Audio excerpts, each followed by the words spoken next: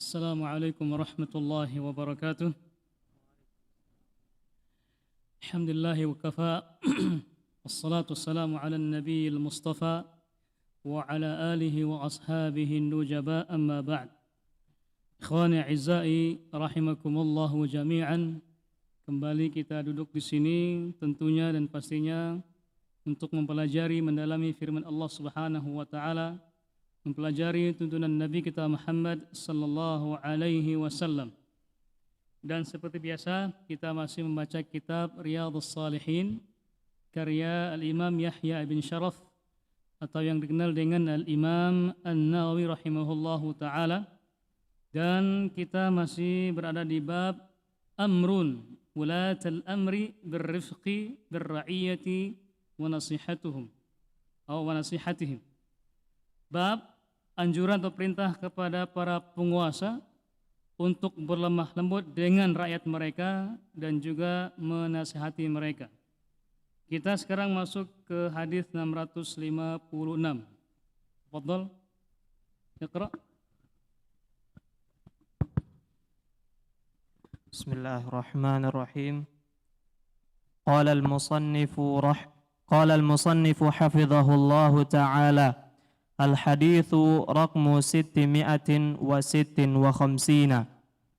وعن أبي هريرة رضي الله عنه قال قال رسول الله صلى الله عليه وسلم كانت بنو إسرائيل تسوسهم الأنبياء كلما هلك نبي خلفه نبي وإنه لا نبي بعدي وسيكون بعدي خلفاء فيكثرون قالوا يا رسول الله فما تأمرنا قال أوفوا ببيعة الأول فالأول ثم اعطوهم حقهم وسلوا الله الذي لكم فإن الله سائلهم عما استرعاهم متفق عليه. Naam, hadis yang ke-656 ini dari Abu Hurairah radhiyallahu anhu. Abu Hurairah nama aslinya Abdurrahman bin Sakhr ad-Dawsi. Masuk Islam tahun ke-7 dari Hijriah. Kemudian beliau bermulazamah, artinya senantiasa menemani Nabi sallallahu alaihi wasallam dalam safar dan juga hadar selama 2 tahun. Walaupun waktu yang sangat singkat tersebut, namun beliau mampu menangkap dan menghafal apa yang disampaikan Nabi sallallahu alaihi wasallam. Kenapa? Karena Abu Hurairah datang kepada Nabi sallallahu alaihi wasallam dan minta didoakan. Akhirnya Nabi sallallahu alaihi wasallam berdoa kepada Allah agar apa yang didengar oleh Abu Hurairah dari Nabi sallallahu alaihi wasallam langsung hafal. Karena Abu Hurairah ini senantiasa menemani Nabi sallallahu alaihi wasallam, akhirnya beliau pun menjadi orang yang paling banyak meriwayatkan hadits dari Nabi sallallahu alaihi wasallam. Kenapa? Karena beliau juga hidup lama setelah Nabi sallallahu alaihi wasallam wafat. Hanya beliau punya waktu yang sangat banyak untuk meriwayatkan hadis dari Nabi sallallahu alaihi wasallam. Bukan berarti sahabat-sahabat yang lainnya juga tidak menghafal hadis dari Nabi, menghafal. Tetapi waktu mereka itu sangat-sangat singkat untuk menyampaikan hadis dari Nabi sallallahu alaihi wasallam. Karena mungkin disibukkan dengan kekhilafan. Contoh misalnya Abu Bakar, Umar, Utsman, Ali dan sahabat-sahabat yang lainnya disibukkan dengan khalifah sehingga sedikit waktunya menyampaikan hadis dari Nabi sallallahu alaihi wasallam. Lain dari Abu Hurairah radhiyallahu anhu yang punya waktu luang sehingga beliau secara mutlak di antara sahabat yang paling banyak meriwayatkan hadis dari Nabi sallallahu alaihi wasallam. Itu sahabat Abu Hurairah radhiyallahu anhu. Kenapa dikatakan Abu Hurairah? Karena waktu kecilnya itu beliau senang dengan kucing kecil. Kucing kecil itu bahasa Arabnya Hurairah. Nah, orang Arab ketika ingin menyebutkan laqab kepada seorang karena kesukaannya dipanggil dengan diawali dengan Abu Hurairah dan juga yang lainnya. Maka dikenallah sahabat ini dengan sahabat Abu Hurairah radhiyallahu anhu. Padahal nama aslinya Abdurrahman bin Sakhr ad-Dawsi al-Khazraji radhiyallahu anhu. Beliau berkata bahwasanya Nabi Shallallahu Alaihi Wasallam bersabda, "Kanat Banu Israel tasusuhum al-miya." Dahulu Bani Israel itu dipimpin oleh para nabi. Banu Israel itu artinya keturunan Israel. Siapa Israel itu? Nama lain dari Nabi Yakub alaihissalam. Israel itu dari bahasa Ibrani, diambil dari dua kata Isra dan Il, artinya Abdullah, hamba Allah subhanahu wa ta'ala. Kita tahu bahwasanya Yakub, nama bapaknya, siapa bapaknya? Yakub, Ishak. Ishak punya bapak namanya Ibrahim. Ibrahim punya dua istri, Sarah dan Hajar. Anak yang pertama dari istri yang kedua bernama Ismail, itulah cikal bakal keturunan Arab sampai dengan Nabi kita Muhammad sallallahu alaihi wasallam. Anak yang kedua dari istri pertama, Sarah, yaitu siapa tadi? Ya, Ishak. Ishak punya anak namanya Yakub. Itulah yang dikenal dengan Israel. Nah, Yakub ini punya keturunan yang namanya Banu Israel. Yakub ini punya anak-anak, punya dua istri. Istri yang pertama punya 12 anak, istri yang kedua punya 2 anak, itu Yusuf dan juga Benyamin. 12 inilah yang dikenal dengan Al-Asbat. Di dalam Al-Quran dikatakan Asbat, 12 Asbata. Itulah orang-orang Yahudi. Di situ ada Nabi Musa, kemudian Nabi Isa, dan dikatakan semuanya dikatakan sebagai Banu Israel, keturunannya Nabi Yakub alaihissalam. Nabi Ibrahim ini tidak hanya dalam Al-Quran, juga ada dalam Injil dan Taurat. Dikenal dengan Abraham, atau dalam bahasa Wedanya dikenal dengan Brahma atau Brahmana. Istrinya Saraswati. Sebenarnya Sarah. Wati itu bahasa Arabnya Sayyidah, atau kita sering mengatakan dengan Siti Sarah atau Siti Hajar. Jadi nama-nama ini sudah ada di kitab-kitab sebelumnya, cuman mereka menyembunyikannya. Ini menunjukkan bahwasanya Islam adalah agama yang benar, bukan agama buatan manusia. Baik. Kata Nabi Shallallahu Alaihi Wasallam, jadi orang-orang Israel itu dipimpin oleh para nabi dan rasul. Kullama halaka nabiyyun khalafahu nabiyyun. Setelah satu nabi wafat, maka diganti dengan nabi-nabi berikutnya. Dan ingat, di antara sifatnya orang-orang Bani Israel itu, yaitu orang-orang Yahudi. Yahudi ini di antara keturunan Bani Israel. Karena di antara yang 12 itu ada nama bapaknya, ada namanya Yahuda. Dari situlah muncul nama Yahudi di situ.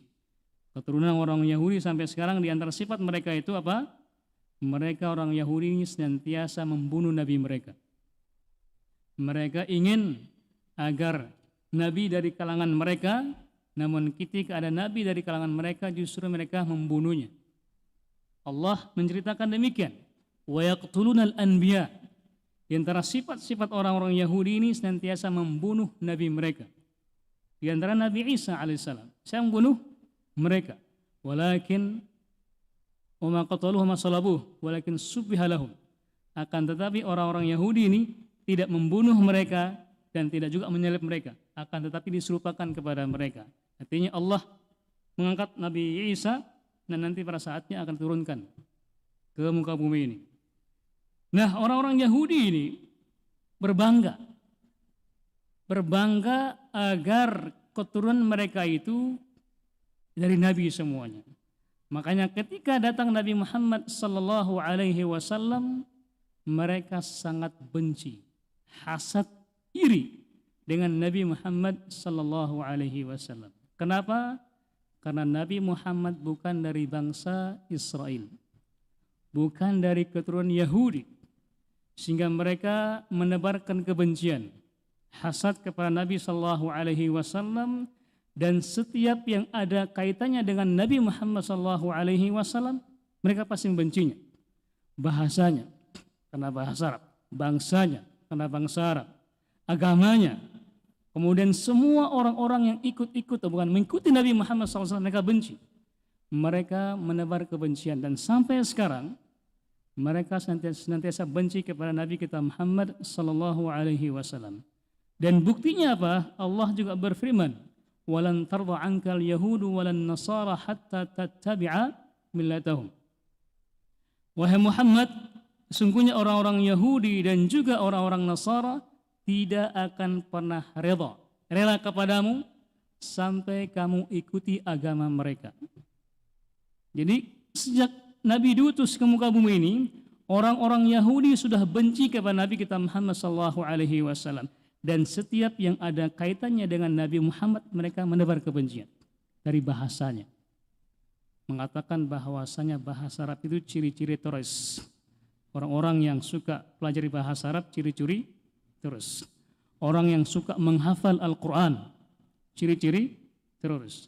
Orang yang membiarkan jenggotnya, itu semuanya dicirikan ini sebagai bentuk kebencian mereka kepada Nabi kita Muhammad SAW. Dan setiap ada orang yang dekat dengan Islam dituduh macam-macam. Setiap ada orang yang sering ke masjid dituduh macam-macam. Kenapa? Inilah kebencian mereka kepada Nabi kita Muhammad sallallahu alaihi wasallam. Itulah diantara sifatnya orang-orang Yahudi. Bahkan tidak sampai di situ, mereka pun membunuh nabi-nabi mereka. Wal'iyadzubillah. Kemudian Nabi mengatakan, wa innahu la nabiyya ba'di. Sesungguhnya tidak ada nabi setelahku. Ini bantahan kepada setiap orang yang mengaku ada nabi setelah Nabi Muhammad sallallahu alaihi wasallam. Ini bantahannya. Wa innahu la nabiyya ba'di. Sesungguhnya tidak ada nabi setelah Nabi Muhammad sallallahu alaihi wasallam. Kemudian Nabi memberikan kabar kepada kita semuanya, wa sayakunu ba'di khulafa fayakthur. Dan siapa yang akan memimpin mereka itu, Nabi mengatakan akan datang setelahku para khalifah-khalifah. Dan mereka itu akan banyak jumlahnya, baik yang diakui ataupun yang tidak diakui. Kemudian para sahabat juga bertanya, ya Rasulullah, fama ta'muruna?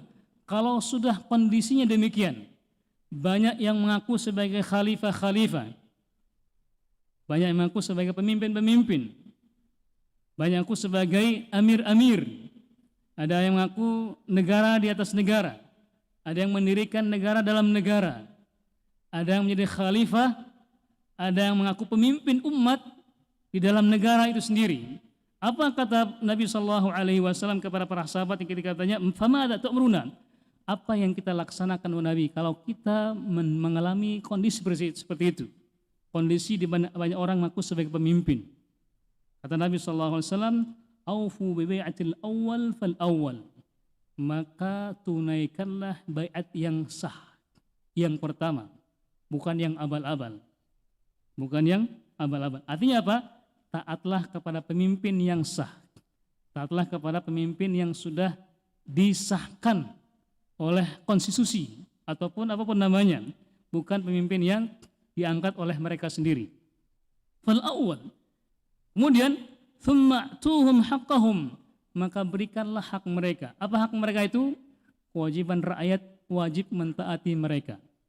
Selama perintah pemerintah itu tidak berlawanan dengan perintah Allah dan tuntunan Nabi kita Muhammad sallallahu alaihi wasallam. Kita wajib mentaati pemerintah selama tidak bermaksiat kepada Allah dan Rasulnya. Itulah yang dikatakan di sini, atuhum haqqahum. Karena hak pemerintah itu adalah kewajiban kita mentaati mereka. Was'alullaha alladzi lakum. Kemudian bagaimana hak kita? Kita minta kepada siapa? Minta kepada Allah Subhanahu wa taala. Hak kita minta kepada Allah Subhanahu wa taala. Kenapa? Karena Allah lah yang akan membalas jikalau para penguasa itu tidak berbuat adil kepada rakyatnya. Jadi bukan kita yang menuntut mereka berbuat adil. Kewajiban kita hanya mentaati mereka dan hak kita minta kepada Allah Subhanahu wa taala, maka biarkanlah Allah yang berikan imbalan atau balasan kepada penguasa ketika penguasa ini tidak berbuat adil kepada rakyatnya. Hadis ini sahih karena riwayat Imam Al-Bukhari dan juga Imam Muslim rahimahumullahu taala. Dan berikutnya mari kita ambil faedah dalam hadis ini. Faedah yang pertama, bahwasannya rakyat itu harus punya pemimpin. Rakyat harus punya pemimpin. Karena ketika tidak ada pemimpin, maka negara akan kacau balau. Jangankan negara, dalam bersafar saja, kita bersafar saja, kita Nabi SAW disuruh tunjuk menjadi orang, ada satu orang yang sebagai amir safar namanya. Agar apa? Agar anggota-anggota ini ketika safar tidak kemana-mana pikiran mereka. Harus satu pemimpinnya, satu amirnya, agar anggota yang safar ini tidak kacau balau. Nah, kalau yang safar saja harus ada pemimpinnya, apalagi negara. Dan kalau pemimpin safar ini atau anggotanya tidak taat kepada amirnya, maka kita lihat akan kekacauan ada di situ. Apalagi negara yang besar ini, kalau ada rakyat-rakyat yang tidak taat kepada pemimpinnya, kita lihat banyak kekacauan di sini. Jadi kita harus taat kepada pemerintah. Kemudian yang dikatakan ulul amri di sini ada dua, al-umara dan ulama, yaitu para penguasa dan juga para ulama. Itulah yang dikatakan ulul amri. Makanya para penguasa harus sejalan dengan para ulama, harus berkonsultasi dengan para ulama. Karena ulama sebagai penerang, sebagai penasehat, jangan membuat keputusan sendiri, tapi harus menunggu fatwa para ulama. Jadi ulama ini bukan sebagai lawan, tapi sebagai mitra sebenarnya, mitra pemerintah. Seperti yang diterapkan di negara Arab Saudi, di mana mereka itu sejalan dengan para ulamanya. Karena ulama diberikan hidayah oleh Allah Subhanahu wa taala, ada nur Allah Subhanahu wa taala, sehingga di saat memimpin ada hidayah yang selalu menyertai mereka dari Allah Subhanahu wa taala, maksudnya hidayah dari Allah Subhanahu wa taala. Kemudian yang berikutnya, bahwasannya rakyat itu berhak mendapatkan keadilan dari pemimpinnya. Berhak mendapatkan keadilan dari pemimpinnya. Berhak mendapatkan keadilan dan juga berhak mendapatkan kesejahteraan dari para pemimpinnya. Dan juga kebalikannya, pemimpin juga atau penguasa harus berusaha memberikan keamanan, kenyamanan dalam diri rakyatnya. Dengan demikian, maka muncullah negara yang baldatun thayyibatun wa rabbun ghafur. Negara yang aman dan sentosa. Kenapa? Karena Allah Subhanahu wa taala senantiasa memberikan kepada pemimpin dan juga rakyatnya hidayah at-taufiq, bukan, hidayah al-irsyad. Agar apa? Agar selalu dalam jalan Allah Subhanahu wa taala. Dan kita juga, jikalau kita mendapatkan pemimpin kita yang salah misalnya, maka tidak boleh menjelek-jelekannya. Harus mendoakan kebaikan kepada pemimpin kita. Sebab kalau kita menjelekkan dan menebar kebencian kepada pemimpin kita misalnya, maka yang terjadi adalah kekacauan. Ketika ada seorang menebar kebencian, maka muncullah pro dan kontra, sehingga ujung-ujungnya kelahi satu dengan yang lainnya. Maka bisa jadi itulah bagian dari kekacauan. Tetapi kalau seandainya dia berdoa kepada Allah untuk kemaslahatan pemimpin tersebut, Allah mengabulkannya atau tidak? Mengabulkannya. Maka bisa jadi dengan doa satu orang ini kepada pemimpinnya kebaikan, sehingga pemimpin ini bisa memberikan kebijakan yang baik untuk rakyatnya, maka dia sudah mendapatkan pahala yang besar karena berdoa kepada Allah untuk kebaikan pemimpinnya. Bayangkan satu pemimpin yang baik akan bisa melahirkan kebijakan-kebijakan yang baik pula. Maka jangan pernah bosan-bosan mendoakan kebaikan kepada pemimpin kita.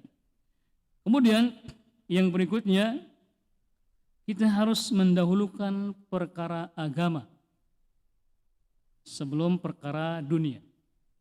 Kenapa? Karena agamalah yang menjadi lentera agar kita bisa menerangi dunia ini.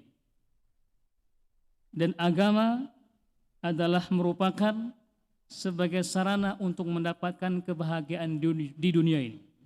Sebab kalau dunia saja dengan tanpa agama, lihatlah betapa banyak orang yang punya dunia dengan seisinya, tapi ujung-ujungnya tidak bahagia. Ada orang yang lari ke narkoba, bunuh diri, dan yang lainnya itu kenapa? Karena dia tidak punya agama atau tidak paham tentang agamanya. Tapi ketika sudah agamanya dahulukan, maka dunia akan ikut kepada dia. Kemudian yang berikutnya, ingatlah berbaiat itu hanya kepada pemimpin yang sah. Pemimpin yang sah. Kalaupun ada pemimpin yang mengaku sebagai pemimpin di sana, ada khulafa, ada khalifah, ataupun yang lainnya, itu pemimpin yang abal-abal atau hak. Kenapa? Pemimpin itu yang sah tentu punya tentara, punya dana, punya polisi, punya jaksa, punya pengadilan, punya semuanya. Itulah pemimpin yang sah. Nah, kalau ada pemimpin yang tidak punya tentara, tidak punya uang, tidak punya itu, pemimpin yang hak namanya. Pemimpin yang abal-abal. Maka tidak boleh taat kepada pemimpin yang sah, yang tidak sah tadi itu. Kemudian tidak boleh juga berbaiat kepada dua pemimpin. Tidak boleh, harus kepada satu pemimpin. Yang sah tentunya.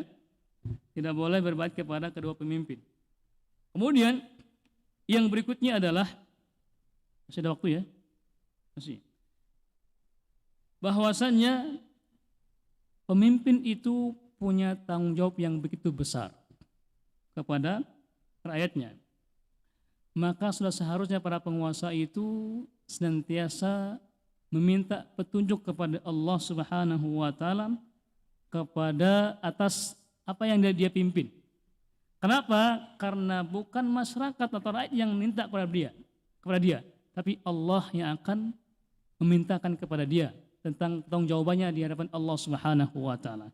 Banyak para pemimpin kemanapun dia berada, memimpin di RT-nya, di RW-nya, di desanya, di sekolahnya, di yayasannya, di pondoknya, dan semuanya itu harus bertanggung jawab kepada Allah Subhanahu wa taala. Makanya butuh yang namanya ketakwaan, takwa kepada Allah Subhanahu wa taala. Karena dengan takwa kepada Allah Subhanahu wa taala, Allah berfirman, "Man yattaqillaha yaj'al lahu makhraja." Barang siapa yang bertakwa kepada Allah Subhanahu wa taala, maka Allah akan memberikan dia jalan keluar dari masalah yang ia hadapi. Sebagai manusia, pasti kita akan punya masalah. Di rumah sebagai kepala keluarga, di kampung sebagai RT, RW, di sekolah sebagai kepala sekolah, dan juga yang lainnya, pasti kita akan mendapati masalah dan masalah. Tapi itu bukan masalah kalau kita bisa mendapatkan solusinya. Gimana caranya? Allah menawarkan kepada kita, man yattaqillaha yaj'al lahu makhraja. Barang siapa yang bertakwa kepada Allah, maka Allah akan memberikan jalan keluarnya. Allah akan memberikan solusi dari masalah yang ia hadapi. Cuman terkadang manusia mengabaikan solusi, mengabaikan cara ini. Dia sering ikuti seminar-seminar, dia sering mengikuti acara-acara, namun ketika dia mengabaikan takwa kepada Allah Subhanahu wa taala, maka semuanya itu akan jadi sia-sia, akan menghabiskan waktu, anggaran, tenaga, pikiran, dan semuanya itu. Kenapa? Karena dia mengabaikan ketakwaan kepada Allah Subhanahu wa taala. Boleh silakan mengikuti seminar, kemudian juga talk show dan sebagainya macam untuk menambah hasanah kita. Tapi ingat, yang paling utama dan yang paling pertama adalah bertakwa kepada Allah Subhanahu wa taala. Ini penting buat para penguasa. Kemudian dalam hadis yang kita baca tadi itu ada dalil bahwasannya Nabi dikabarkan tentang kabar yang akan datang. Ini bukti bahwasannya Nabi sebagai Nabi yang benar, bukan Nabi palsu. Sebagai bukti kenabian Nabi kita Muhammad SAW, bahwasannya akan datang zaman di mana akan terjadinya banyak yang mengaku sebagai khalifah-khalifah. Ini hadis tadi mengatakan wa sayakunu ba'di khulafa fayakthurun. Akan datang setelahku orang-orang yang mengaku sebagai khalifah dan mereka jumlahnya banyak. Dan Nabi menyuruh kita untuk taat kepada pemimpin yang sah, bukan orang-orang yang mengaku-ngaku saja. Jadi kita berdoa kepada Allah Subhanahu wa taala agar negara kita ini negara yang aman sentosa dan tidak terjadi apa-apa, karena kita hanya bisa berdoa saja. Kita hanya berdoa kepada Allah Subhanahu wa taala melaksanakan tugas kita sebagai rakyat, dan kita minta hak kita kepada Allah Subhanahu wa taala, dan juga minta agar Allah menurunkan keamanan dan kenyamanan kepada negara kita. Amin ya rabbal alamin. Ini yang bisa kita sampaikan pada malam hari ini, mudah-mudahan bermanfaat. Tentunya sebelum kita akhiri,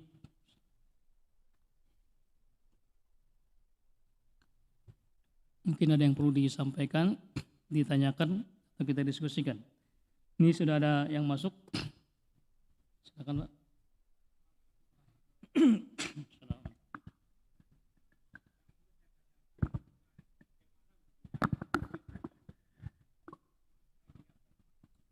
Hubungan takdir dengan ikhtiar. Apa manusia itu atau seseorang ditetapkan takdirnya, atau takdir itu baru berlaku setelah ikhtiar itu dilaksanakan. Misalnya contoh murtad, orang murtad, atau misalnya mu'alaf. Nah itu murtadnya dia itu memang sudah ditakdirkan, atau karena proses waktu sehingga dia jadi murtad karena ada ikhtiar. Wassalamualaikum warahmatullahi wabarakatuh. Assalamualaikum warahmatullahi wabarakatuh. Masya Allah, ini sangat berat sekali pertanyaannya nih. Apa hubungannya ikhtiar dengan takdir? Kita selaku hamba Allah Subhanahu wa taala harus beriman kepada Allah tentang al-qada wal qadar. Keputusan dan juga ketetapan Allah Subhanahu wa taala. Dan juga manusia punya pilihan yang namanya ikhtiar atau usaha. Dan usaha itu ada sebelum takdir. Dan ketika Allah memutuskan, maka itulah takdir. Wa ma tasyauna illa ayyasha Allah. Makanya Allah berfirman, wa ma tasyauna illa ayyasha Allah. Maka kalian tidak akan pernah bisa berkehendak kecuali atas kehendak Allah Subhanahu wa taala. Apa maksudnya? Manusia punya pilihan, Allah punya takdir. Nah, pilihan manusia ada yang baik, ada yang buruk.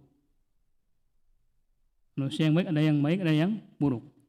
Dan Allah punya takdir. Dan takdir Allah itu terbagi menjadi 4.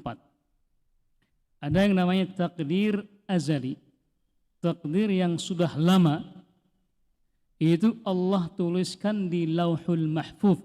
Di Lauhul Mahfuz, ketika Allah menciptakan yang pertama kali al-qalam, di hadits qudsinya, awwalu ma khalaqallahu al-qalam. Makhluk yang paling pertama kali Allah ciptakan adalah qalam, dalam hadits sahih. Kemudian Allah perintahkan kepada qalam, uktub maqadir kulli syai'. Wahai qalam, wahai pena, tulislah semua takdir yang ada di alam semesta ini. Akhirnya pena ini bertugas melaksanakan tugasnya sampai hari kiamat. Dan itu semuanya yang ada di Lauhul Mahfuz. Ada di Lauhul Mahfuz, disimpan di mana? Di namanya langit yang ketujuh sana. Itulah yang mana syaitan selalu mencuri kabar dari langit itu. Kabar dari langit. Mencuri, namun karena mereka dilempar oleh meteor-meteor Allah Subhanahu wa taala di langit sana. Kemudian takdir yang kedua namanya takdir al-umri. Takdir usia seorang itu beda-beda. Itu Allah tetapkan di mana ketika berada di rahim ibunya ketika berumur 4 bulan.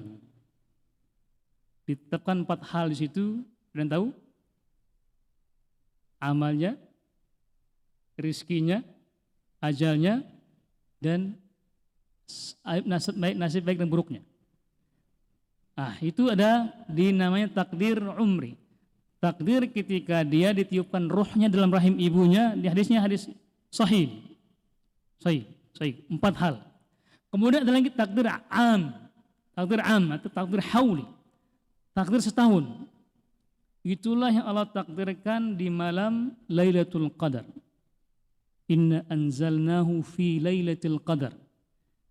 Di situ Allah berfirman, fiha yufraqu kullu amrin hakim.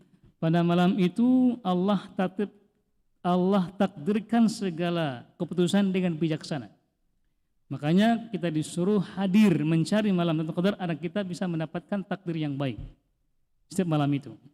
Kemudian ada lagi takdir yaumi, takdir perharinya. Takdir perharinya itu.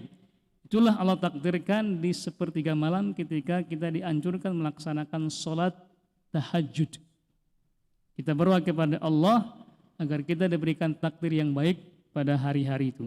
Dan takdir inilah kata para ulama bisa digeser dengan doa. Takdir tidak akan bisa dirubah, tapi digeser dengan doa. Semakin dia banyak berdoa kepada Allah Subhanahu wa taala, maka semakin banyak takdir yang baik buat dia. Makanya jangan malas-malas berdoa kepada Allah Subhanahu wa taala. Karena bentuk Allah menjawab doa hamba itu ada 3. Ketika dia minta A, Allah kasih A. Ketika dia minta A, Allah tidak langsung kasih A. Nanti kasih Z misalnya. Atau Allah hindarkan dia dari mara bahaya yang menimpa dia. Atau nanti Allah tabung. Allah tidak berikan di dunia, nanti Allah tabung semua doanya itu di mana? Di akhirat kelak ketika dia masuk ke surganya Allah Subhanahu wa taala. Jadi kita berdoa tidak sia-sia. Jangan pernah malas berdoa kepada Allah Subhanahu wa taala. Nah, bagaimana katanya ikhtiar dengan usaha tadi, dengan takdir. Dan ingat, takdir dan ikhtiar itu bagian dari takdir Allah Subhanahu wa taala. Usaha manusia itu, ikhtiar itu bagian dari takdir Allah Subhanahu wa taala. Apa itu? Allah menakdirkan dia berusaha. Bisa ngerti ya? Paham ya? Wallahu taala alam. Ini ada yang masuk. Assalamualaikum Ustaz. Afwan sebelum Ustaz, ana mau bertanya terkait masalah nama pembahasan kajian Ustaz yang pertemuan sebelumnya. Apakah nama pemberian dari orang tua yang bukan nama asli seperti yang Ustaz sampaikan di pertemuan sebelumnya? Apakah akan ada pertanggungjawabannya bagi orang tua tersebut? Afwan Ustaz, karena jadi beban bagi saya karena saya salah satu dari nama tersebut. Masya Allah.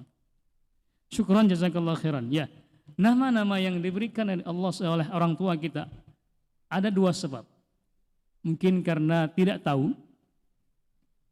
Ketika ingin anaknya namanya bagus, sehingga ikut-ikutan dengan namanya orang-orang kafir misalnya. Nah, ketika tidak tahuan ini, Allah Subhanahu wa taala berfirman, "Rabbana la tu'akhidna in nasina aw akhtana." Ya Allah, janganlah jadikan kami orang yang bersalah kalau kami ini salah, atau janganlah jadikan orang yang berdosa kalau kami ini salah, artinya karena tidak tahu atau karena kami lupa. Jadi ketika orang tua menamakan anak-anaknya dengan nama-nama yang tidak islami misalnya karena tidak tahuannya, maka Allah memaafkannya. Allah maafkan. Namun ketika ada unsur sengaja misalnya, itulah yang berdosa. Semoga Allah mengampuni dosa-dosa kedua orang tua kita. Amin ya rabbal alamin. Nah, kalau punya kesempatan untuk merubahnya, silakan merubahnya demi agar nama kita menjadi nama-nama yang baik, karena nama di antara doa juga. Nama itu adalah doa, agar doa kita menjadi doa-doa yang terbaik. Wallahu taala. Cukup ya? Ada lagi? Masih ada waktu? Silakan. Mic-nya.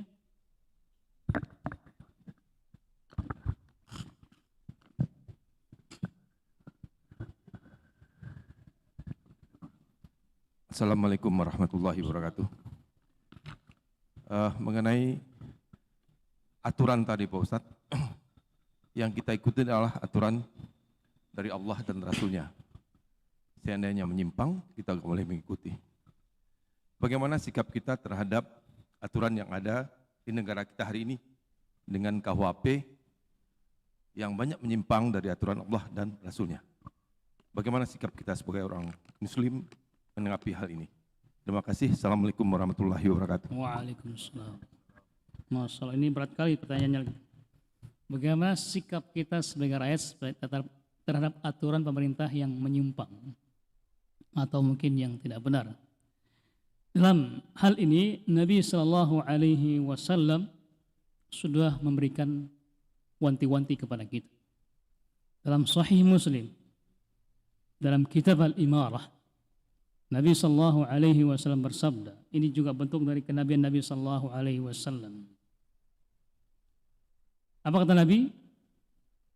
Sayati 'alan nasi, akan datang zamannya bahwasanya manusia la yastannuna bi sunnati wa la yahtaduna bihudaya. Akan datang suatu zaman nanti di mana para pemimpin penguasa, apa kata Nabi sallallahu alaihi wasallam? La yastannuna bi sunnati, di mana mereka itu tidak melaksanakan sunnah-sunnah. Wa la yahtaduna bihudaya, dan mereka juga senantiasa tidak melaksanakan hidayah atau petunjukku untuk melaksanakan kebijakan-kebijakan mereka. Dalam undang-undangnya, aturan-aturannya, tidak berpedoman dengan Nabi kita Muhammad SAW. Nabi sudah mengabarkan, jadi Sahih Muslim. Kemudian, wa sayakunu fihim, dan justru ada di antara para penguasa itu, apa? Itu manusia berhati iblis. Begitu zalimnya penguasa itu. Ya, ini kata Nabi SAW dalam hadisnya Sahih Muslim. Kemudian kata para sahabat, bagaimana? Apa yang harus kita laksanakan kalau kita berada di kondisi ini seperti itu? Kata Nabi SAW, isma' wa ati'. Dengarkanlah dan taatlah. Dengarkanlah dan taatlah. Riwayat yang lainnya, ma'aqamus shalah, dengan syarat selama mereka senantiasa masih melaksanakan salat. Kemudian yang lainnya, illa antara kufran buahan, kecuali kamu telah melihat kekufuran yang sudah nyata, baru boleh engkau tidak taat kepada dia.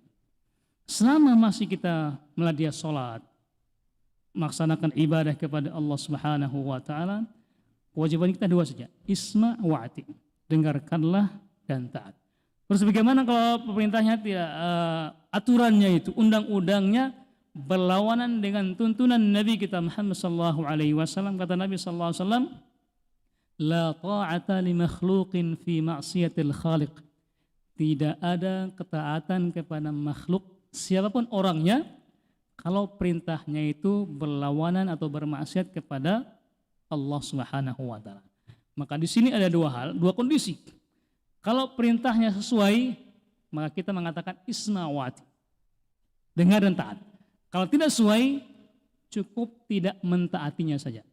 Sampai di situ saja, tidak boleh lebih daripada itu, mendemonya, membencinya, merusaknya, dan juga memeranginya, tidak. Cukup sampai kapan? Sampai untuk level tidak mentaati saja.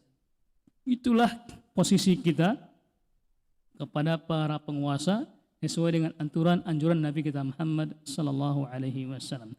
Kalau kita merujuk kepada kisahnya para ulama misalnya, Al-Imam Ahmad rahimahullahu ta'ala pernah dipenjara oleh penguasa. Kenapa? Karena dipaksa mengatakan bahwasanya Al-Quran sebagai makhluk. Pada saat itu ada fitnah. Fitnah menyebar.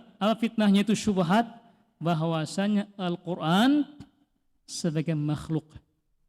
Al-Quran sebagai makhluk. Banyak para ulama kena fitnah di situ, sehingga mereka merubah keputusan mereka. Kecuali Imam Ahmad dan juga segelintir orang-orang di zamannya itu tetap berpendirian bahwasanya Al-Quran kalamullah, firman Allah, bukan sebagai makhluk. Di saat itulah ketika ditanya oleh para penguasa tentang fatwa itu, nah Imam Ahmad ini tetap pada pendiriannya Al-Quran sebagai kalamullah, bukan makhluk. Ini pun beliau disiksa dan dipenjara. Hanya karena itu. Bayangkan disiksa, rela disiksa daripada bermaksiat kepada Allah Subhanahu wa taala. Jadi itulah keputusan kita, sikap kita sebagai rakyat, kita taat dan mendengar kalau perintahnya itu sesuai. Ketika tidak sesuai, cukup tidak mentaati saja dan tidak lebih daripada itu. Wallahu taala. Bisa dimengerti ya? Kita cukupkan sampai di sini. Ada lagi yang lain? Terakhir ya.